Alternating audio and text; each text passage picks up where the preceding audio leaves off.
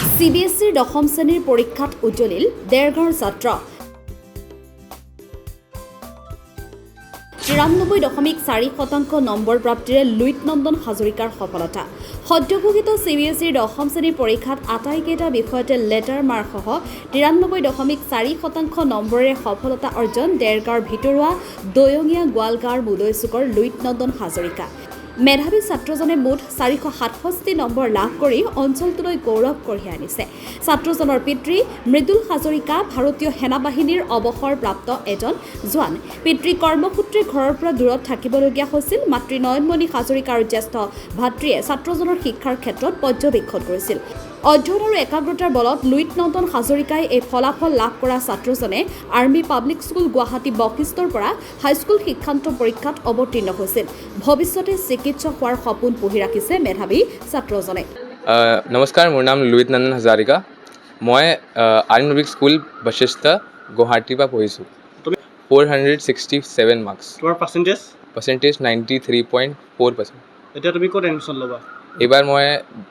army public school যোৰহাটত ল'বলৈ মন গৈছে তুমি ইমান এটা ধুনীয়া ৰিজাল্ট কৰিছিলা কেনে কৰিছিলা মানে মই টাইম টেবল বনাই পেলাই সেইটো ফ'ল' কৰিবলৈ পূৰা বিচাৰোঁ মানে খেলাটোও পূৰা কৰোঁ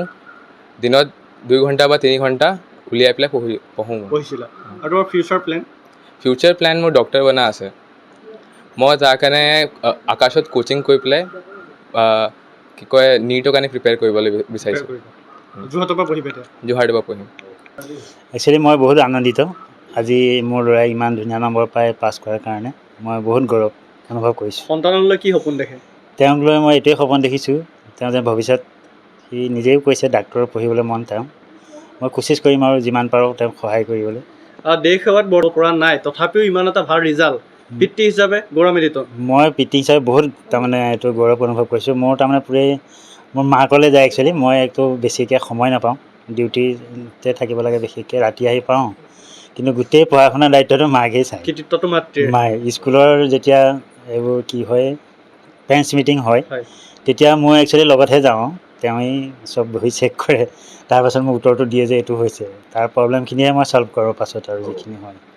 মাতৃ হিচাপে মানে অকল গোটেই মোৰ ওপৰতে নহয় মই মানে চোৱা চিতাহে কৰোঁ সি গোটেই পঢ়াৰ দায়িত্ব নিজৰ ল'ৰাৰ ওপৰত মই মানে চোৱা চিতা কৰি দিওঁ সি কেতিয়া কি কৰিব লাগে কেতিয়া উঠিব লাগে পঢ়িব লাগে কি কৰি আছে বাকী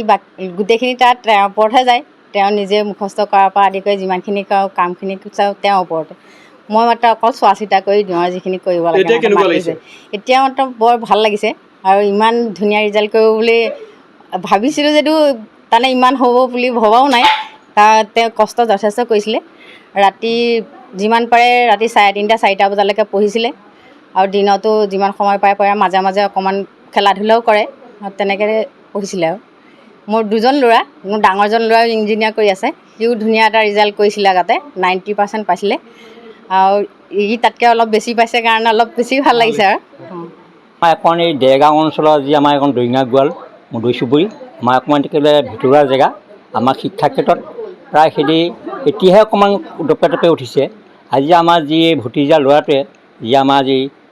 এই হাইস্কুল শিক্ষান্তৰ যি ৰিজাল্ট আমাৰ ফলাফল আমাক দেখুৱালে তেওঁক আমি নথৈ বহুত তাৰমানে ভাষা নাই ক'বলৈ ধন্যবাদ দিয়া হৈছে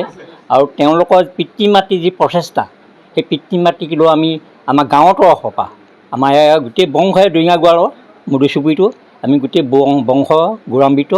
আমাৰ বংশৰ যি উজ্জ্বল কঢ়িয়াই নিছে যাতে সুদূৰ ভৱিষ্যতে যেন সেই লুইত নন্দনৰ হাজৰিকাৰ আদৰ্শলৈ পিছৰ জন্মই যাতে তেনেকৈ গতিত আৰু শিক্ষা জগতত যেন আগবাঢ়িব বুলি আমি ভগৱানৰ ওচৰত আমি প্ৰাৰ্থনা জনোৱা হৈছে মানে ঘৰৰে ল'ৰা নাতি হয় ভাল লাগিছে তেওঁ আমাৰ গাঁওখনৰ গৌৰৱ কঢ়িয়াই আনিছে সেইকাৰণে বহুত সুখী আৰু ভৱিষ্যতে তেওঁ আৰু ভাল হওক যাতে ডক্তৰ হ'ম বুলি কৈছে ভৱিষ্যতে আৰু হোৱাৰ আশাৰে কামনা কৰিলোঁ দেৰগাঁৱৰ পৰা মাধুৰ্য বৰা ৰিপৰ্ট আছাম ফ্ৰণ্ট